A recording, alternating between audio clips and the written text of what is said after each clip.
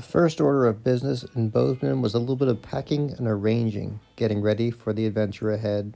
Then there was a little bit of time for some rest and relaxation as we toured several of the breweries in the famous brewery town.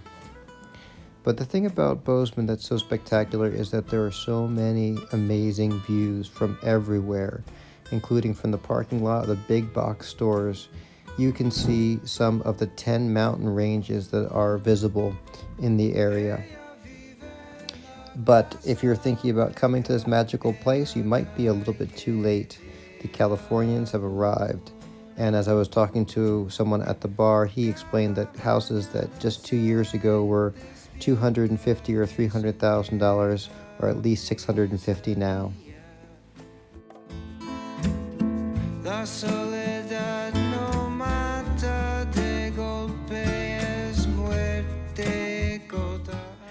One of the most special things I got to do was to visit the workplace of Stacy, my host in Bozeman. She works at an amazing company that manufactures pet accessories in the United States. I was even allowed to take some toys out of the injection molding machine and didn't even burn myself. This is what's called a B corporation, in which they take into consideration more than just pure profit and treat the workers very well. In fact, they are completely transparent and let the workers know exactly what's going on, what their current profits are, and solicit help from them to improve the new toys are called Join the Loop. Join the Loop. So these are ones that people sent back, and we're going to make into new toys. Wash them, grind them up, and make them into new toys. Wow. Never heard of that before. They're great. Very great. The good folks at Alter Cycles helped do a full tune-up of the bike and a repair of the rack that had been broken in Michigan.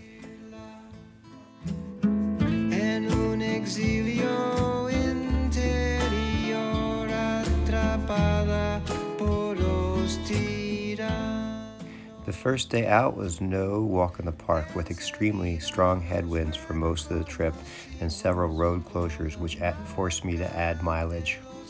It's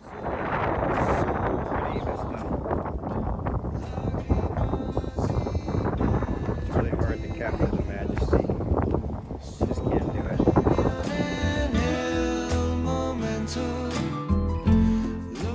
The other big story of the day is all over the national news. You've probably heard about this already, but this area has gotten an inordinate amount of rain recently.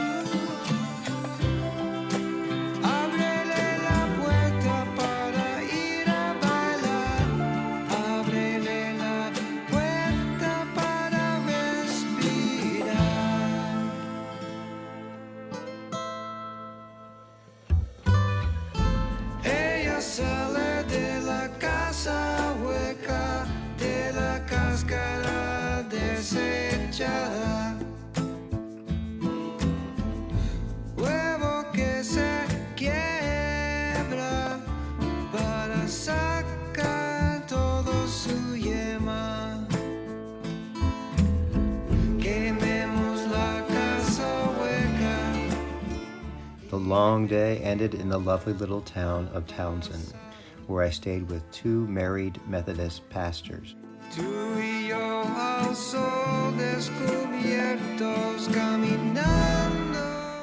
After an excellent dinner of spicy tacos, here Daniel reveals a little bit about the history of religion in Montana, which held many surprises for me.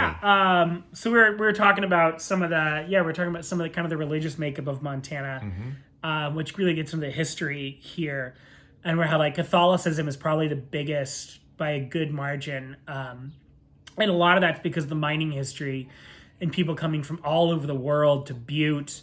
Helena at one point had the largest concentration of millionaires in the world because of all the silver and gold mining in the area.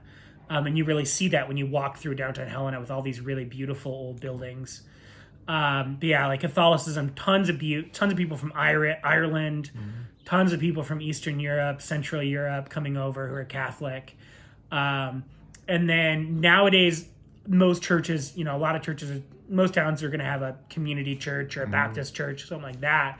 But historically, Methodism has had a lot of people too, because, a lot of the congregations, there's people there, Lutheran or UCC, they'll have a group of people who are like, well, let's build a church who are already there and then hire a minister. But because the Methodists send people, often they would say that a lot of Methodist churches were built before the post office popped up. Most Montana towns, like first buildings built in town were a bar and a Methodist church. Because there would a new town to be planned, and they would, have some circuit rider that they would say, hey, there's going to be a new town in your area. You need to go to that town and go find people. Like literally a lot of the early Methodist circuit riders would just go into the bar, and the Methodists were not super hot on drinking. So they'd go into the bar and start singing hymns and say, hey, we're having a church service, and if any of y'all reprobates want to come and join, then please, you're welcome. We're gonna clear out the back room of this place on Sunday and come on in and worship with us. And they also, I think, we're pretty good about meeting people where they were at too. In that way, there's a guy named Brother Van who's really well known not just in the Methodist circles but in Montana history, because he founded like 100 Methodist churches in Montana. Wow.